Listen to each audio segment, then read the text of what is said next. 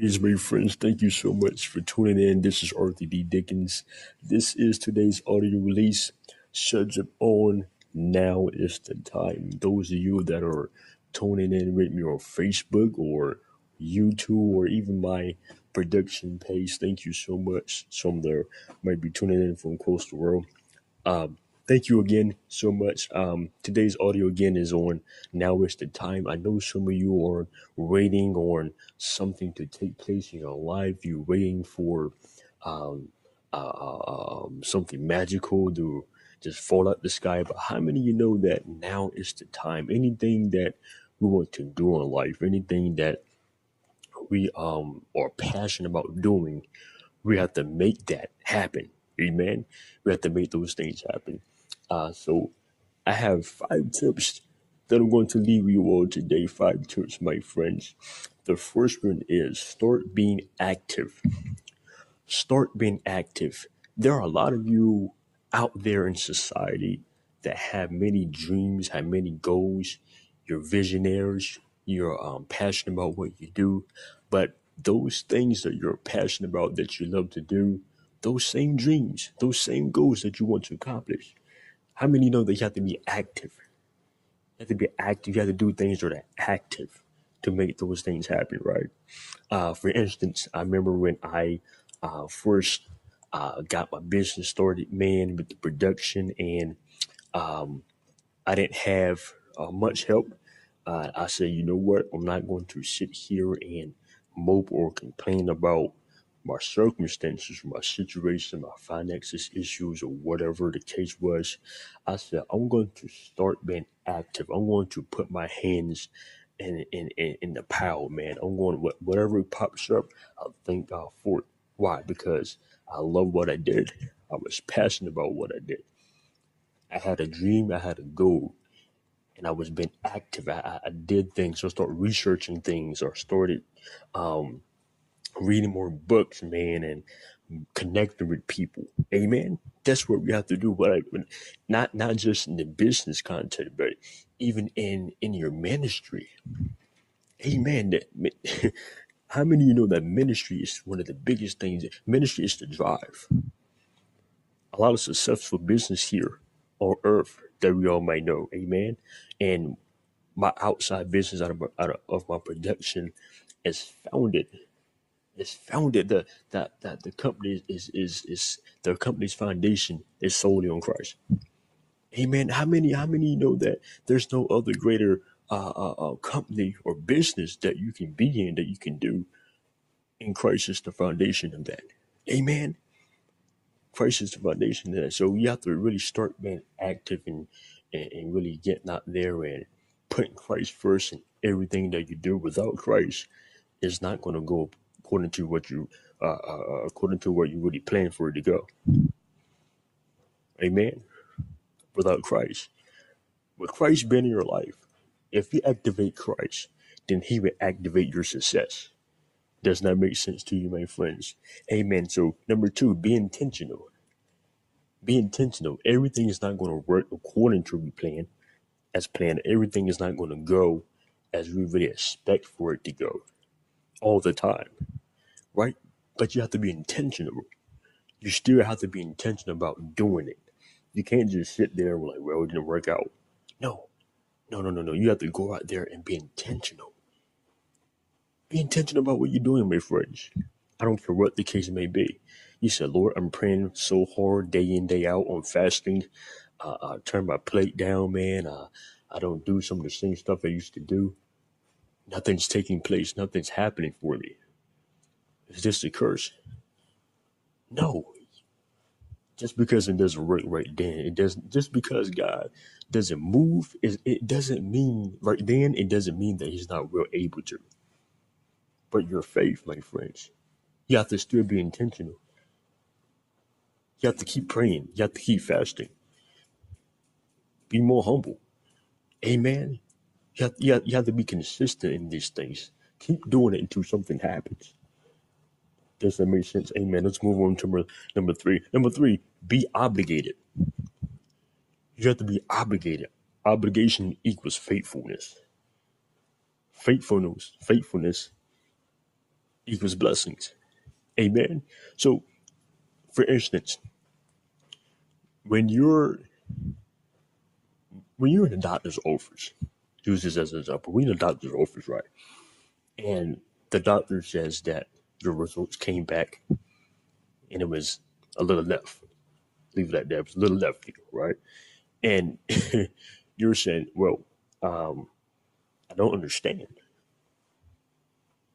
I don't understand that. How can this be? You could have found, right? Because you don't know how it took place. You don't really know what caused the situation, the illness, the problem, correct? But what is your obligation on? What is your is your obligation on the illness? Is your obligation on the circumstance? Or is your obligation to Christ? Remember, he sees you through. Whatever it is, he sees you through. You have to be obligated to him. You have to be obligated in your faith. Faith will lead you through, correct? Remember, but obligation births what? Blessings. So it doesn't matter of your sickness. It doesn't matter what type of illness that you have. Lord, I know I know I'm ill right now. I know I have this situation going on. I know things are hectic in my life, right? I know my marriage might not be the best right now. I know my relationships has been turned down, but God. I know some of you heard the saying, but God. Amen. You have to be obligated to Him. You have to make it your obligation to serve Him no matter what takes place in your life. Amen. Be obligated, my friend. Be obligated to take those necessary steps to build your future. Amen. Take those necessary steps, my friends. Um, Number four, drive out fear. Drive out fear. When fear is active in your life, then it's impossible for all the other things to work around you. Why? Because of fear.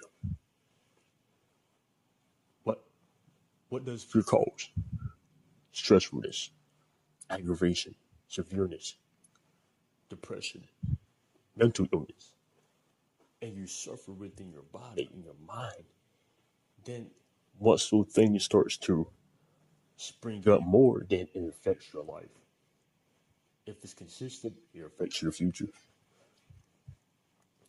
You have to be able to drive out fear, no matter what the circumstances is,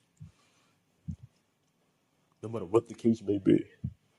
You have to drive out fear. Fear is not who we are, my friends. I said this before.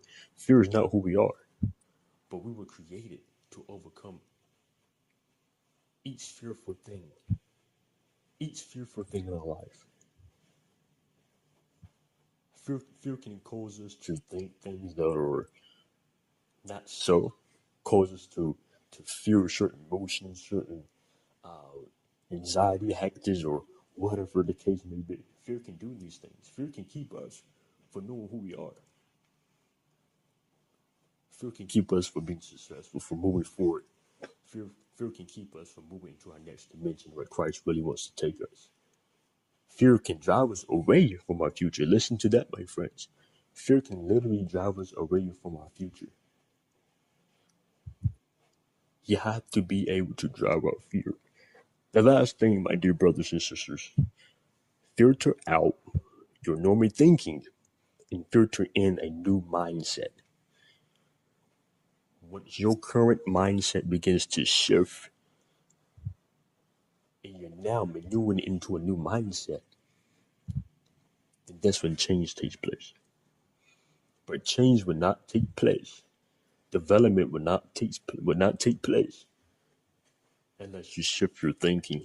You have to be able to filter out that same mindset of doubtness, that same mindset of fearness, that same mindset of I can't do that. That would never happen. I will never be able to achieve that or accomplish that. You have to filter out that same mindset. In the current book that I'm writing, Conquering Pain, um, in chapter 2, I mentioned about fear. I mentioned about fear. Not going to get too much into it. Don't want to spoil um, the book for you all. Amen. But number four pretty much entitles with number five. The reason why I say that is because with fear, what happens? You can't think properly. You can't think properly. Things that you the thought pattern that you had before of, well, I think it, even just in that okay situation, there's still a hope for you, right? But when fear comes in, fear destroys that. Fear destroys that, correct? So you have to be able to filter out that normal thinking and filter in a new mindset. Prime example was our dear brother in Paul. Amen. Paul drove up that mindset of the things that he done in his past. But guess what? He saw something greater in his future. That's what we have to do, my friends. Now is the time. Now is the time to start being active. Now is the time to start being intentional. Now is the time to start being obligated. Now is the time to drive out fear, and now is the time to filter out your normal thinking and filter in a new mindset, my friend. Now is the time. Not later, but now. Listen to this. Listen, my friends. In your present situation, in your current situation, never be complacent, never settle in your present state. Never settle in your present state. Just because things are going good right now, that's okay, that's so fine and dandy. But guess what? Don't just settle for that, because God has something greater for you in your future. Keep building. The longer you live, the more you're going to be learning,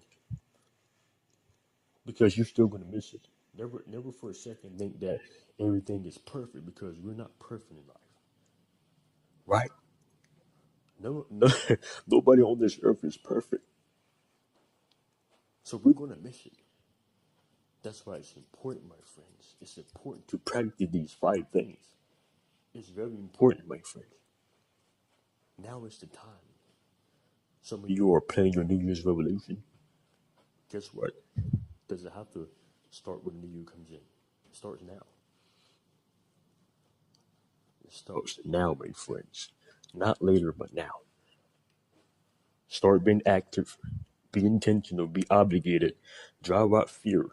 Filter out your normal thinking and filter in a new mindset, my friends. Remember, now is the time. God bless you.